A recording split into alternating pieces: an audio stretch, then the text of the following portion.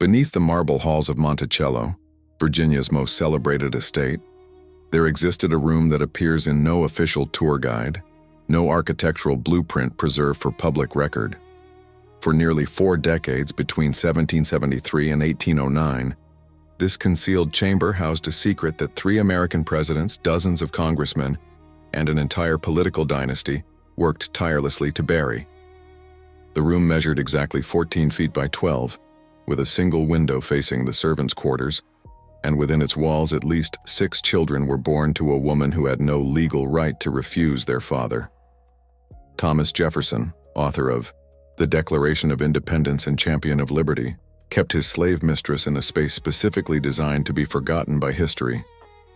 What makes this story even more chilling is not just what happened in that hidden room, but the systematic campaign of silence, destruction of evidence, and calculated lies that followed for over 2 centuries. The truth was so dangerous that Jefferson's own grandchildren would take conflicting stories to their graves, each version carefully crafted to protect the family name. The secrets of Monticello didn't begin with a hidden room. They began with a calculation made by a man who understood that power, in the end, answers to no one. Albemarle County, Virginia, in the year 1773, was a landscape of contradictions. Rolling green hills stretched toward the horizon, tobacco fields generating wealth that would shape a new nation, while the labor that made such prosperity possible remained invisible in every document of importance. Thomas Jefferson was 30 years old when he brought his new bride, Martha Wales Skelton, to the estate he was still constructing on a mountaintop he had renamed Monticello, Italian for Little Mountain. The name itself spoke to Jefferson's pretensions, a Virginia plantation owner who fancied himself a Renaissance man, an architect, a philosopher, a scientist. The mansion he designed was unlike anything in colonial America. Jefferson obsessed over every detail: the angle of the light through each window, the symmetry of the columns, the concealed staircases that allowed enslaved servants to move through the house unseen by guests. He invented dumb waiters to bring wine from the cellar, so that no human hand need be visible during elegant dinners. He was creating, quite literally, a stage set for democracy, a place where the ideals of liberty could be discussed over French wine and European delicacies, while the machinery of slavery hummed quietly just out of sight. Martha Jefferson brought more than charm to her marriage. She brought property, land, and 40 enslaved people from her father's estate.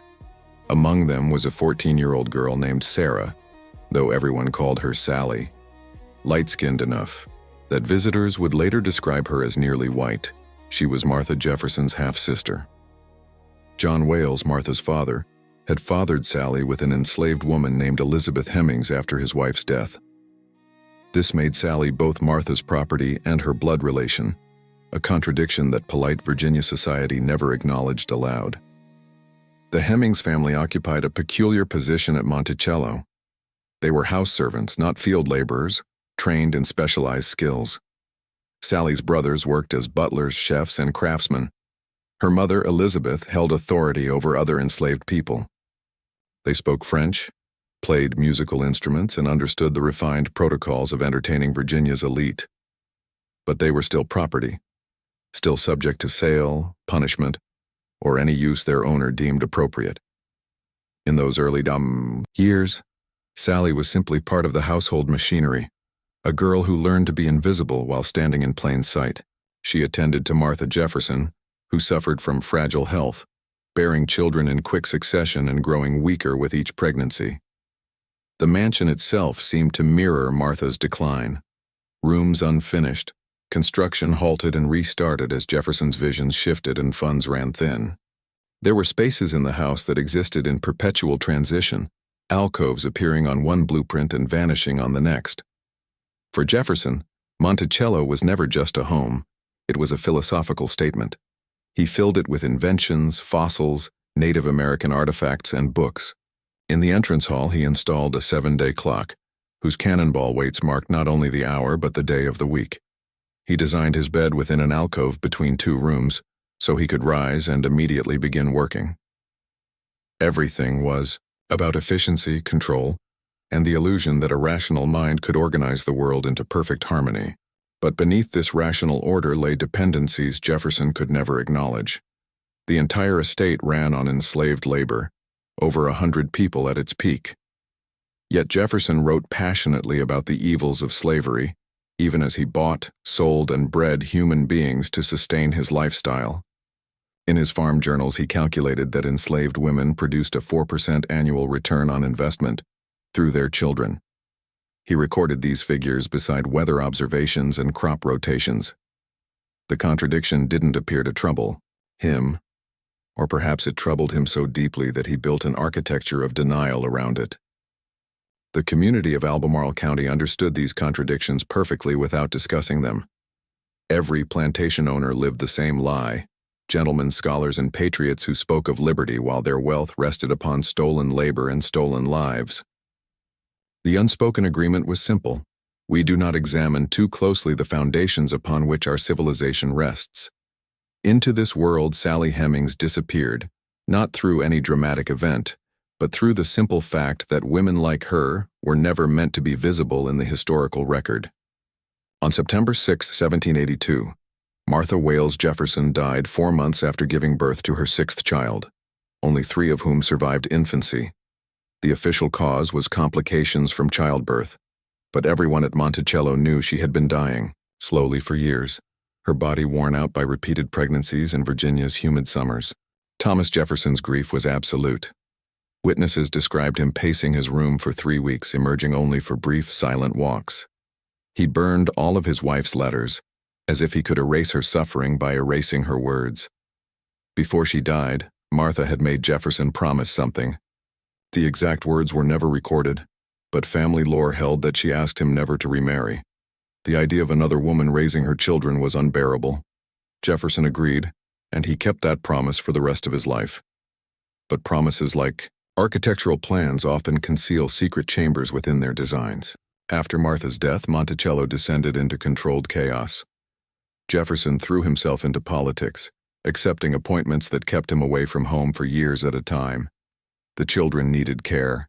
The estate needed management. Sally Hemings, now 19, found her duties shifting in ways that would have been unthinkable months earlier. In 1784, Jefferson accepted the position of minister to France, replacing Benjamin Franklin in Paris. He took his eldest daughter, also named Martha, with him. The younger children remained at Monticello under the care of relatives. Paris in the East 1780s was a revelation for Jefferson, a city alive with ideas, philosophy, and revolution. He moved among the thinkers who would soon ignite the French Revolution, men who spoke of liberty and equality, while Jefferson, an enslaver, spoke their language fluently, yet lived in contradiction to its meaning. 3 years later, in 1787, Jefferson summoned his youngest daughter, Polly, to join him. An 8-year-old girl could not travel the Atlantic alone. The person chosen to accompany her was Sally Hemings, then 24. The choice was deliberate. Sally was literate, spoke some French, and, being Martha Jefferson's half-sister, provided a family connection respectable enough to discuss quietly but never publicly. The voyage took 7 weeks. By the time they arrived in Paris, something had shifted. Or perhaps it had long before, in the quiet corners of Monticello where grief and proximity and power created their own logic. Paris offered Sally Hemings something that Virginia never could: freedom. Under French law, any enslaved person setting foot on French soil was automatically emancipated. She could have walked away and never returned. Some historians believe Jefferson explained this to her. Others think she learned it through the community of free Black Americans in Paris. What we know is that Sally became pregnant there. She was about 16. Thomas Jefferson was 44, one of the most prominent Americans in Europe. The relationship, if it can be called that, existed in a space where consent was impossible. Jefferson owned Sally, her mother, her siblings, her unborn children. In Virginia, she had no legal right to refuse him. In Paris, she had freedom within reach, yet returning meant bondage. Years later, her son Madison Hemings would recall that his mother had negotiated. She agreed to return to Virginia only if Jefferson promised to free any children born to her when they turned 21. Whether Jefferson truly made this promise or Madison constructed it to grant his mother some agency in an impossible situation will never be known. What matters is that in October 1789, Sally Hemings returned to Virginia, pregnant, enslaved once more, carrying Jefferson's child. At Monticello, she was given a room in the South Dependency, connected to the main house by hidden service corridors. Visitors would admire Jefferson's inventions and library, never realizing that a network of small chambers carved into the hillside housed the people who made the estate function. Sally's room had a single narrow window facing away from any path a guest might take. Furnished with a bed, a table, and a chair, it was comfortable only by the cruel standards of slavery. By any human measure, it was a gilded cage. The first child Sally bore Jefferson died in infancy around 1790.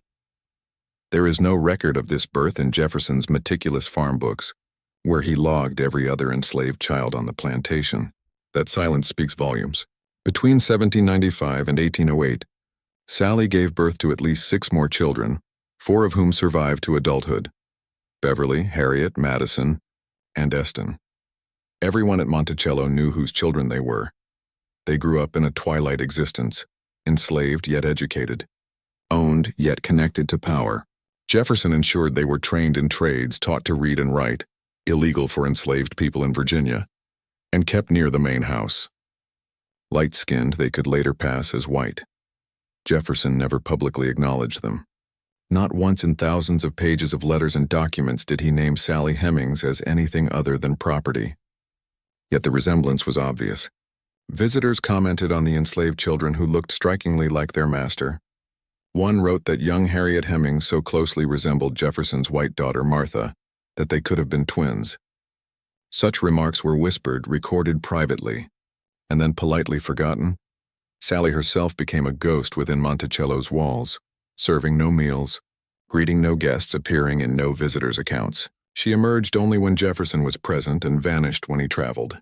This invisibility was deliberate, built into the architecture.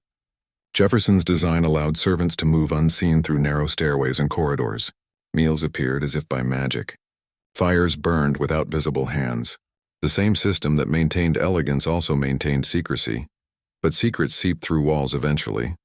In 1802, a disgraced journalist named James Callender, once an ally of Jefferson, published accusations in the Richmond Recorder. He claimed the president was keeping a slave mistress named Sally and had fathered multiple children with her. He even mocked Jefferson in verse. Of all the damsels on the green, on mountain or in valley, alas, so luscious ne'er was seen as Monticellian Sally. The scandal flashed briefly, but Jefferson's allies counterattacked, branding Callender a drunk, a liar, a traitor.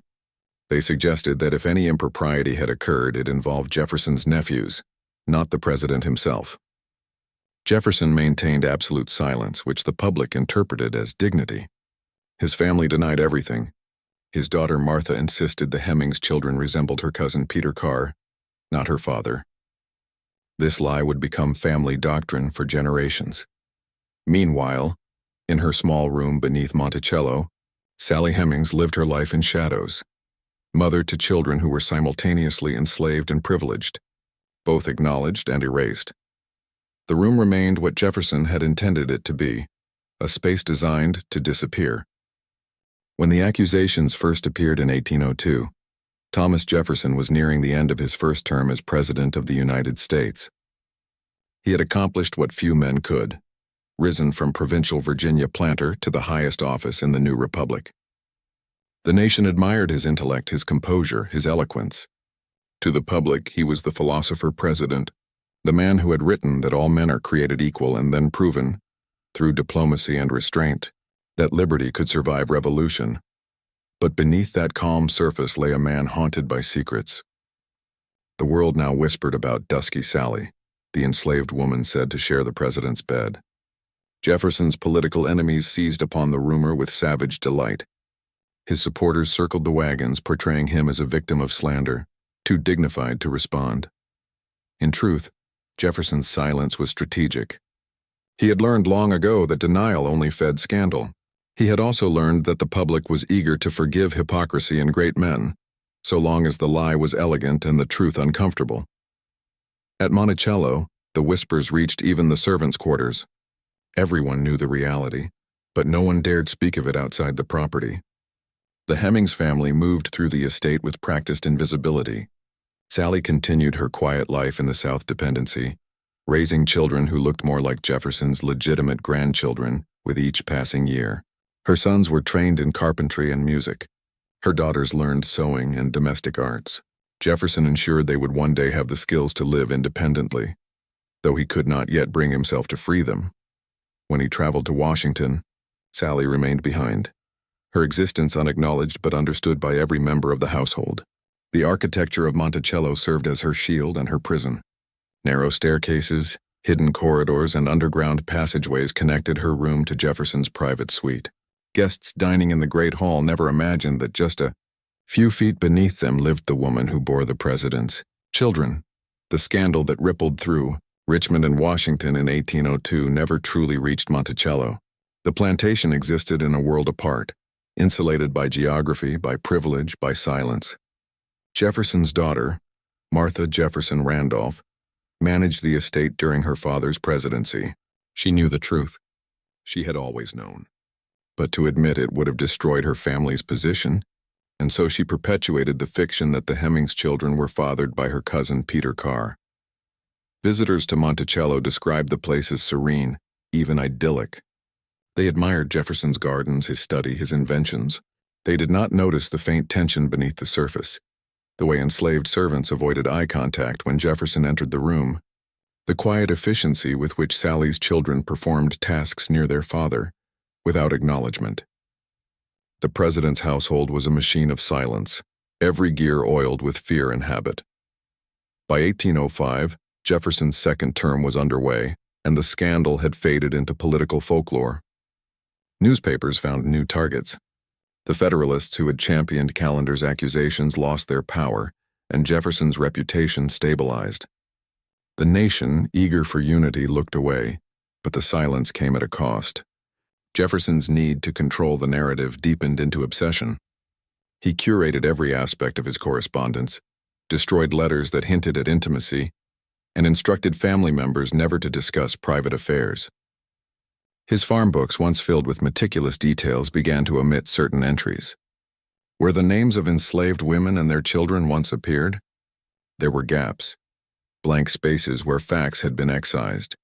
History itself was being edited in real time. Sally Hemings continued to live in the small room adjoining Jefferson's quarters.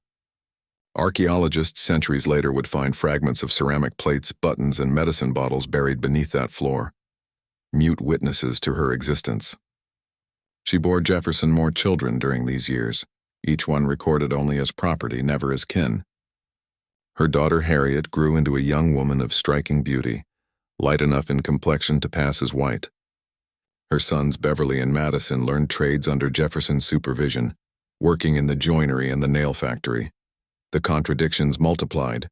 Jefferson, the author of Liberty, calculated profits from the nails his enslaved sons forged. He wrote about equality while selling human beings to pay his debts. He believed himself a man of reason, yet his life was defined by denial. By 1809, Jefferson's presidency ended.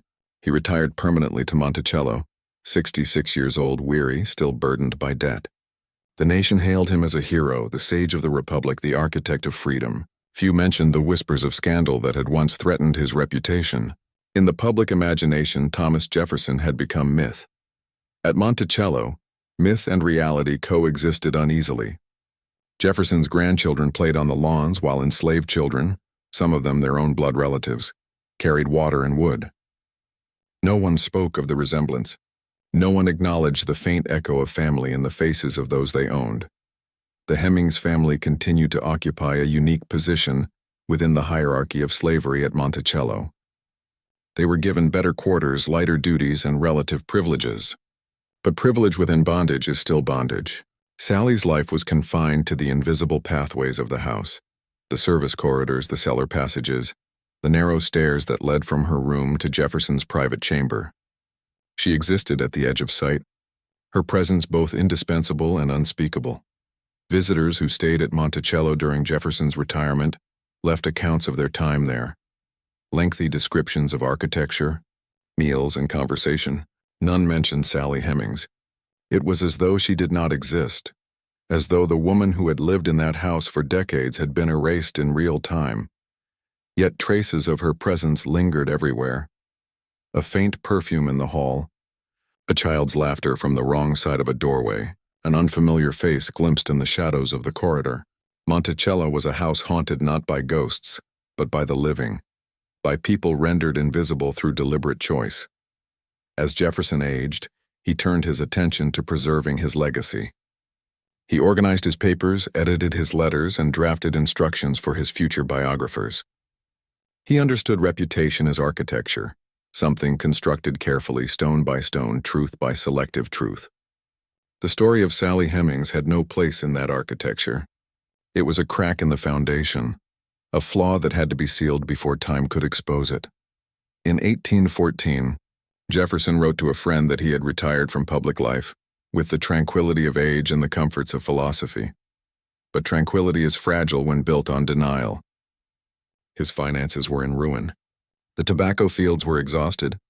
The soil, overworked by centuries of enslaved labor, could no longer sustain profit. Jefferson's obsession with improvement, his endless building projects, his imported wines and books, had plunged him deep into debt. He depended now more than ever on the people he owned.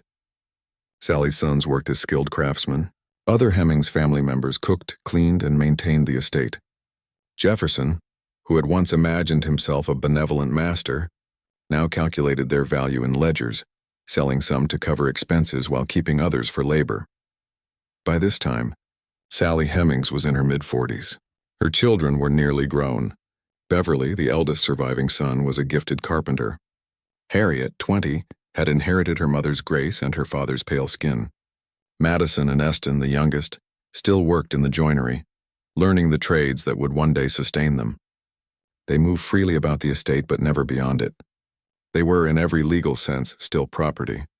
The contradictions of Monticello became impossible to ignore. Jefferson hosted intellectuals and foreign dignitaries who came to pay homage to the great philosopher. They walked the grounds, admired his inventions, discussed liberty and progress, never realizing that just beyond the ornamental gardens, enslaved families labored under the sun. The ideals of the Enlightenment coexisted with the brutality of bondage, and Jefferson, ever the rationalizer, convinced himself that both could be true. He wrote that slavery was a moral depravity and a hideous blot, yet insisted that immediate emancipation was impractical. He believed the nation must prepare for freedom through gradual reform. It was an argument of convenience, one that allowed him to postpone conscience indefinitely. Inside the South dependency, the woman who had known him most intimately lived out her days in silence. Sally Hemings seldom left her quarters except to perform domestic duties. When Jefferson traveled or entertained guests, she withdrew entirely from view. Her children, however, were becoming impossible to hide. Beverly, tall and fair, could pass easily among Jefferson's white grandchildren. Harriet was nearly indistinguishable from them. Visitors sometimes mistook the Hemings children for Jefferson's legitimate family. The servants exchanged knowing glances. The family maintained polite smiles. It was an unspoken rule that such resemblances were not to be discussed. Jefferson's daughter Martha enforced that rule with quiet ferocity. She managed her father's household, protected his image, and silenced any talk that threatened the family's respectability. To her children, she repeated the story that Peter Carr, their cousin, was the father of Sally Hemings's offspring. The lie became gospel. Meanwhile, Jefferson's health declined. Rheumatism stiffened his joints. Chronic diarrhea left him weak. He spent long hours writing letters and receiving visitors, always the gracious sage. To those who met him in his final years, he seemed serene, at peace with his accomplishments. They did not see the debts mounting, the estate crumbling, or the quiet despair of the people who sustained it. In 1822, Jefferson noted in his farm book that Beverly ran away. The entry stood alone, no details, no pursuit, no punishment. In reality, Beverly had not fled. He had simply left with Jefferson's tacit permission. He had reached the age of 21, the milestone Sally Hemings had once bargained for in Paris.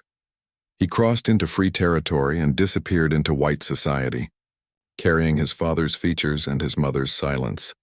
2 years later, Jefferson recorded another departure. Harriet gone. Again, no detail. Privately, Jefferson had given her $50 and arranged her passage north. Like her brother, she vanished into anonymity, marrying a white man who never knew her ancestry. Madison and Eston remained at Monticello, still enslaved but treated with deference. Jefferson could not bring himself to free them while alive, perhaps out of fear of public scandal, perhaps out of habit. Instead, he planned to do so in his will, disguising emancipation as a reward for faithful service. By 1825, Jefferson was failing. The great man of reason was reduced to a frail body and a restless mind. He worried about his legacy, about how future generations would remember him. He wrote long letters to friends about philosophy and virtue, but avoided any mention of the woman who lived a few steps from his bedchamber. Sally Hemings, now past 50, had survived the unimaginable. She had watched 6 children grow, 4 to adulthood in a world that denied their existence. She had navigated the fragile balance between visibility and danger, between affection and ownership. She had lived decades as a secret kept behind plaster and brick. On July 4, 1826, Thomas Jefferson died, 50 years to the day after the Declaration of Independence was signed. Newspapers across the country celebrated the symmetry, the author of liberty dying on the nation's birthday. They called it Providence, destiny, divine order. None mentioned Sally Hemings. In Monticello's South Dependency, the news arrived quietly. There were no tears, no ceremony. The woman who had shared Jefferson's most private life gathered what belongings she had and waited. She knew what came next. Jefferson had died deeply in debt, over $100,000, an astronomical sum for the time. Everything he owned, including the people, would be sold to satisfy creditors. His will freed only 5 enslaved individuals: Madison Hemings, Eston Hemings, and 3 of Sally's nephews. The document made no mention of Sally herself. This omission was deliberate. To free her formally would have required acknowledgement. Instead, Jefferson's daughter Martha allowed her to leave quietly, without papers, without explanation.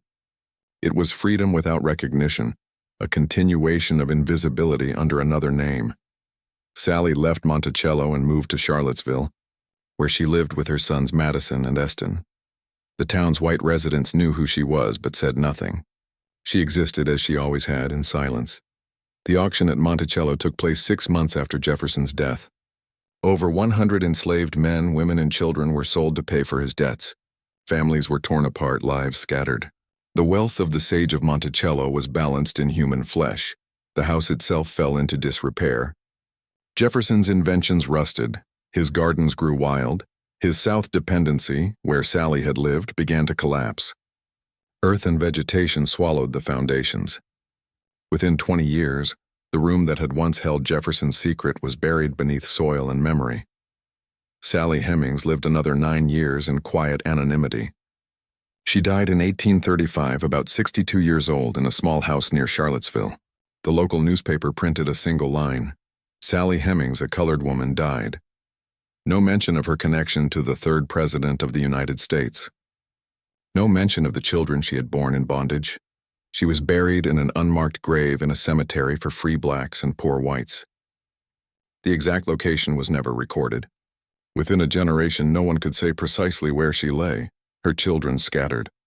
Beverly and Harriet lived as white, their descendants never knowing their ancestry. Madison and Eston remained in Virginia for a time, working as carpenters, raising families, telling their story only to those who would listen. Madison would one day give an interview describing his parentage without shame or embellishment. No one believed him. For decades, history ignored them all. The myth of Jefferson endured. Monticello became a shrine to the founding father, the hidden room forgotten, its occupant erased, yet the soil remembered. Beneath the collapsing walls of the South Dependency, the foundations of that room waited, holding fragments of a life deliberately buried, buttons, shards of glass, pieces of pottery, mute but enduring testimony to the woman history chose not to see. The republic Jefferson had built moved forward. expanding westward, celebrating liberty, reciting his words as scripture. But beneath those words lay the silence of Sally Hemings, the shadow of a hidden room, and the truth that America, like Monticello itself, was built on contradictions too dangerous to face. When Thomas Jefferson died in 1826, the myth was already stronger than the man. Newspapers called him the philosopher of liberty, the architect of the republic, the author of freedom itself. They celebrated his intellect, his eloquence, his timing, dying on the 50th anniversary of the Declaration of Independence. Not one major obituary mentioned Sally Hemings. Not one hinted at the life that had unfolded in the shadows of Monticello. Death, however, did not end the story. It merely transferred the burden of silence to those who survived him. Jefferson's daughter, Martha Jefferson Randolph, inherited both his debts and his dilemma. She had spent decades maintaining the fiction that her father was innocent of Callender's accusations. Now, with creditors demanding payment and over 100 enslaved people to be sold, she faced the disintegration of her family's world. Martha did what generations of Jefferson descendants would do after her. She protected the name. She insisted that the Hemings children were fathered by her cousin, Peter Carr, not by Jefferson. The lie was repeated so often, so earnestly, that it became family doctrine. When Monticello's enslaved people were auctioned in 1827, the sale resembled an execution of memory. Families were separated, names struck from the record. Men and women who had served Jefferson for decades were sold to strangers, their histories erased with each transfer of ownership. The auction receipts survive, cold inked proof of a human catastrophe. Only 5 people were spared, among them Madison and Eston Hemings, Jefferson's sons by Sally. They were freed by his will in consequence of faithful service. The phrase concealed what everyone at Monticello already knew: they were his children. Sally herself was not mentioned. Instead, Martha quietly allowed her to leave the plantation, an informal act of emancipation without documents, without acknowledgement. Sally moved into a small house in Charlottesville with her sons. For the first time in her life, she was neither enslaved nor owned, but her freedom came wrapped in silence.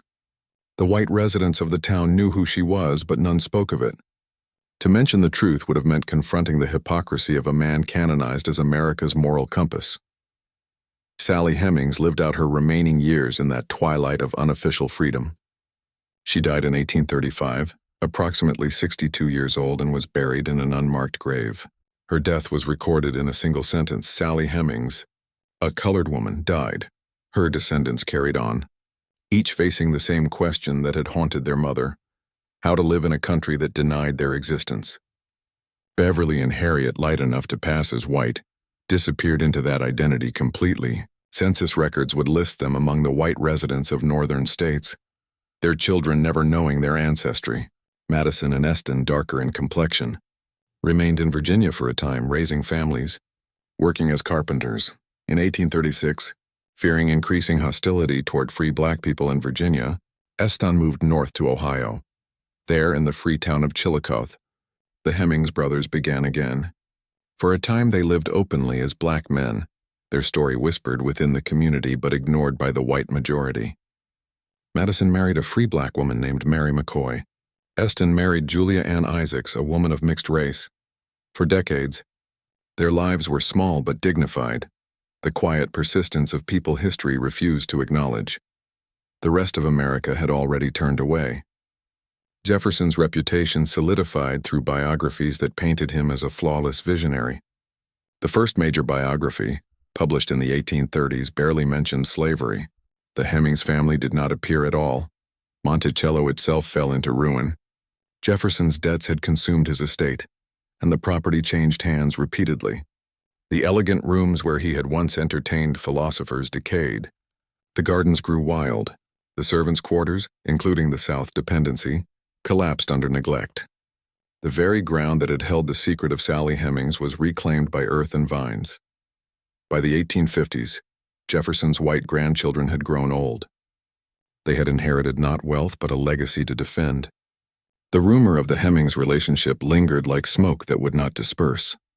Each generation told the same story. The Carr brothers were responsible, not Jefferson. They offered no evidence, but none was required. The word of a Jefferson was proof enough. Meanwhile, in Ohio, Madison and Eston raised children of their own. Madison's son Thomas would later recall his father's quiet dignity, his insistence on truth even when no one would listen. Eston's path diverged. In the 1850s, he moved farther north to Madison, Wisconsin, and began passing as white. He changed his surname to Jefferson, openly claiming the name his father had denied him. His children attended white schools, married white spouses, and blended seamlessly into white society. Within a generation, their black ancestry was forgotten. This dual legacy, one branch living as black, the other as white, mirrored the divided soul of the nation itself.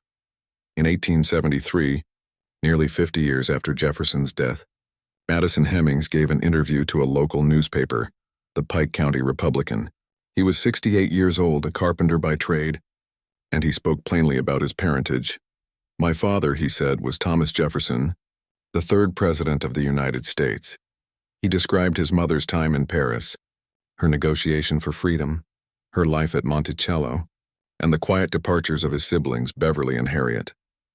His tone was neither bitter nor boastful. It was matter-of-fact, the way one speaks of truths long denied. The interview should have been explosive. It was, after all, the first direct testimony from a man claiming to be Jefferson's son. But the white press ignored it. A few newspapers mocked him. Jefferson's descendants dismissed the story as the fancies of an old Negro. The silence resumed. 4 years later, Sally Hemings died. His obituary did not mention Jefferson. His testimony, printed once and forgotten, lay buried in the archives of a small Ohio town. In the decades that followed, America rebuilt Jefferson's image brick by brick, polishing away the flaws, sanding down the contradictions. The man who had owned hundreds of enslaved people became the gentle philosopher of liberty, the genius architect, the embodiment of American ideals. Historians, mostly white men of privilege, treated rumors of the Hemings relationship as indecent gossip. They demanded proof so absolute that it could never exist, dismissing the accounts of formerly enslaved people as unreliable. They preferred the elegant lies of Jefferson's descendants to the inconvenient truths of those who had lived in bondage. By the 1870s, Jefferson had become a secular saint. His home was a pilgrimage site for those seeking inspiration in the founding generation. Visitors marveled at his inventions, his gardens, his vision. They did not see the ruins of the South dependency buried beneath the hill. The conspiracy of silence had succeeded, yet silence requires constant maintenance.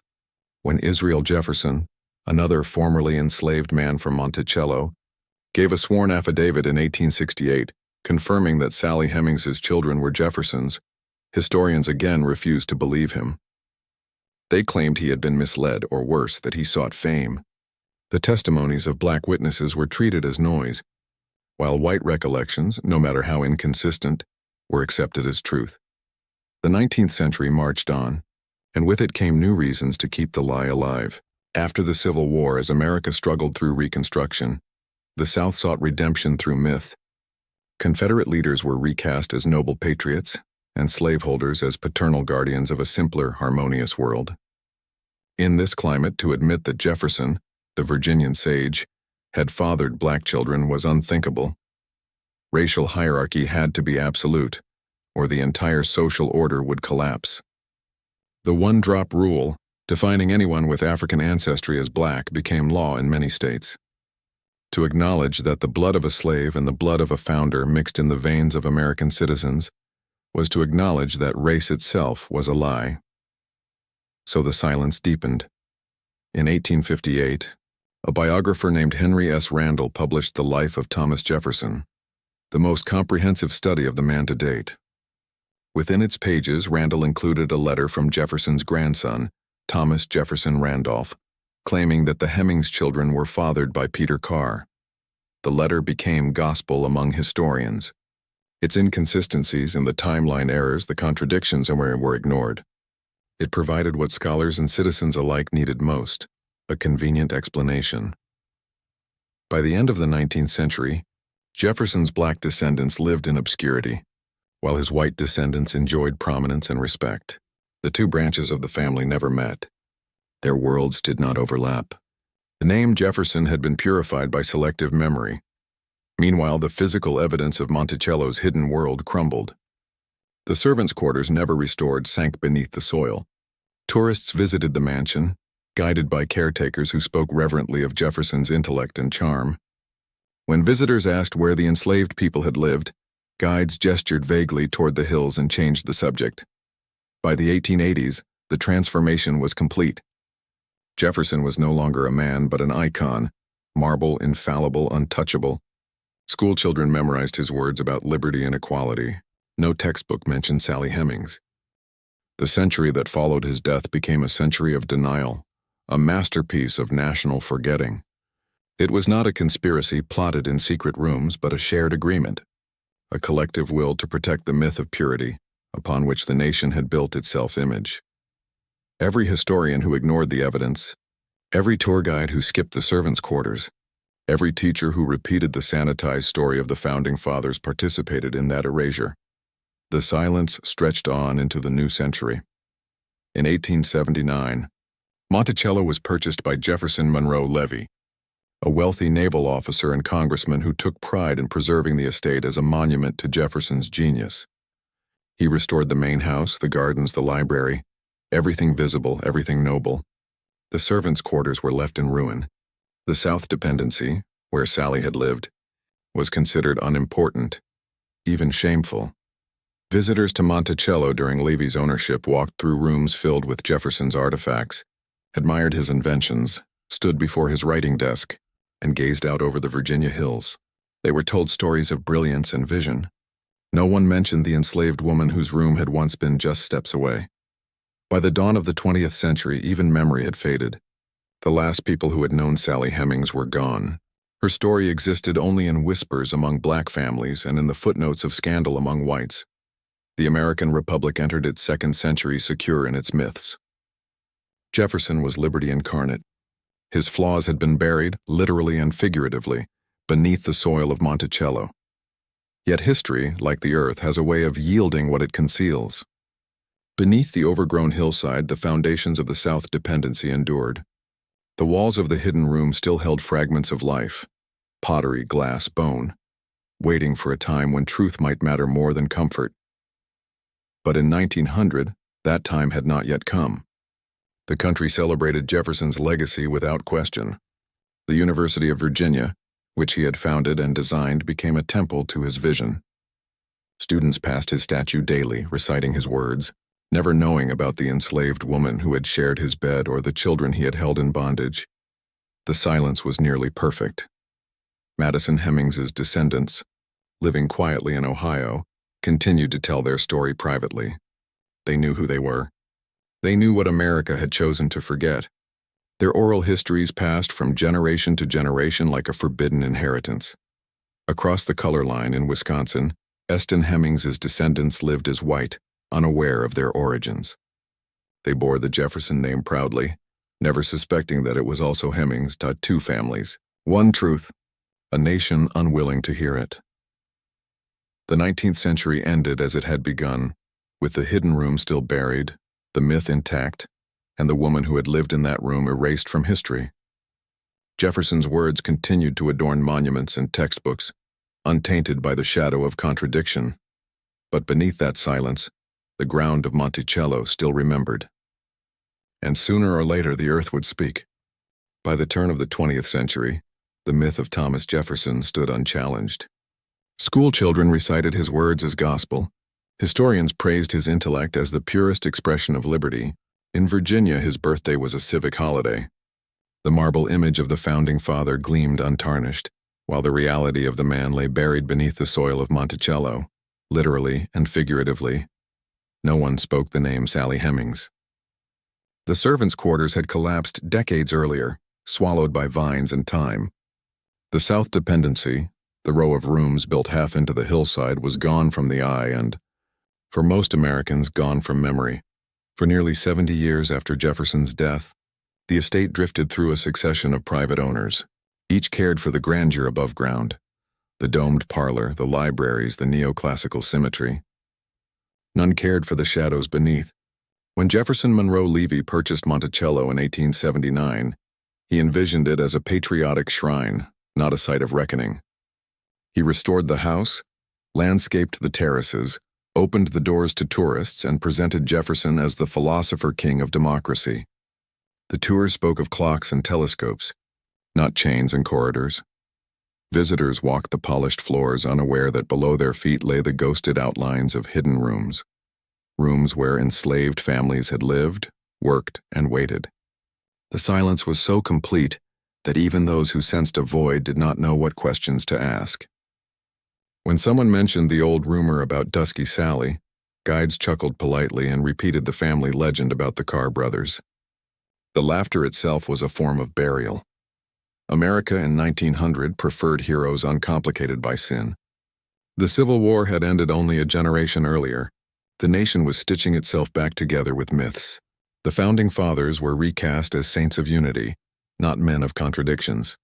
Jefferson in particular became the ideal of enlightened whiteness, proof that intellect and virtue were native to the race that ruled. To suggest that he had loved or raped an enslaved woman was not merely scandalous. It was heretical. The 20th century opened with progress and denial marching hand in hand. The Louisiana Purchase Exposition of 1904 in St. Louis dedicated an entire hall to Jefferson's genius. Millions passed through, marveling at his vision for westward expansion. Not a single display mentioned slavery. In schoolbooks, Jefferson appeared as philosopher, scientist, and architect of freedom, never as a man who calculated profit from the wombs of women he owned. Meanwhile, in quiet black communities across Ohio and Illinois, the descendants of Sally Hemings kept their story alive.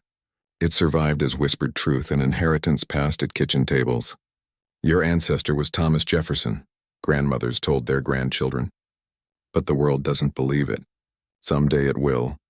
The children listened, half believing, half afraid. In white America, to claim Jefferson's blood while being black invited ridicule or danger. In black America, it invited disbelief. Why would the nation's greatest statesman have children with a slave?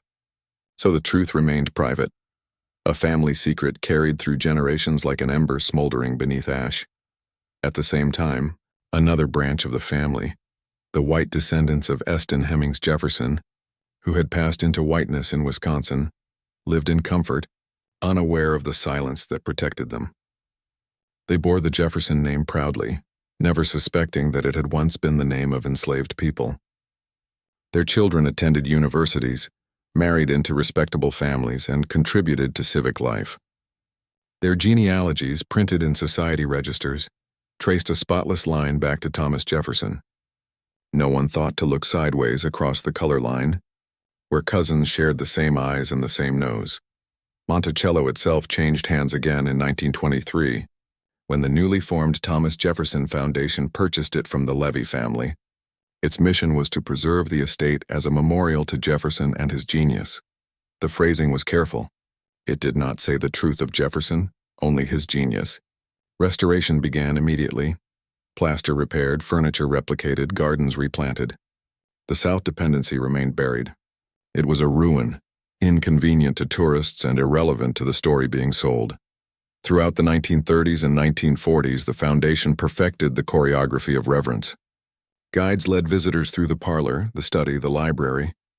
They pointed to Jefferson's revolving bookstand, his writing chair, his architectural sketches.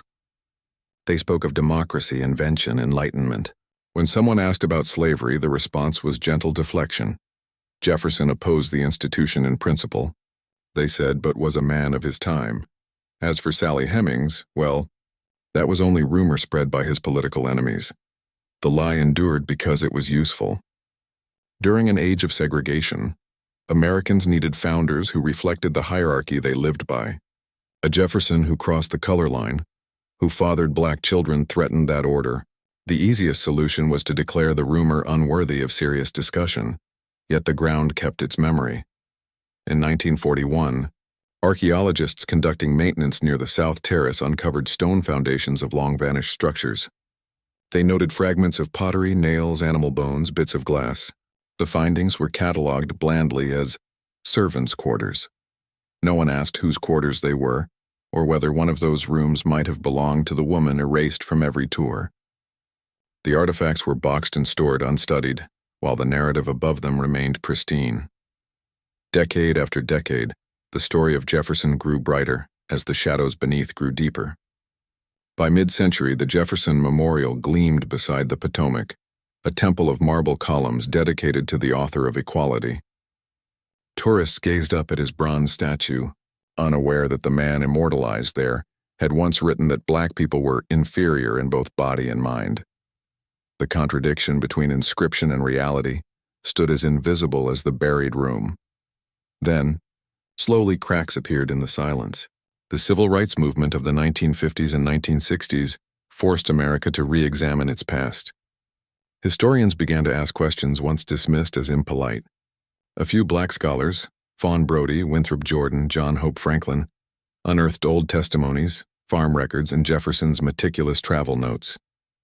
The evidence was circumstantial but consistent. Every time Sally Hemings gave birth, Jefferson was at Monticello. Every time he was away, she conceived no child. Still, defenders of the myth clung to the Carr brother story as if to a life raft. They demanded absolute proof. "Show us the document," they said, knowing none existed. In their hands, the absence of evidence became evidence of absence. Through the 1970s and 1980s, the debate simmered. The Thomas Jefferson Foundation maintained an official position of doubt. Tour guides were instructed to mention the controversy only if visitors asked. Most did not. The narrative of greatness was comforting.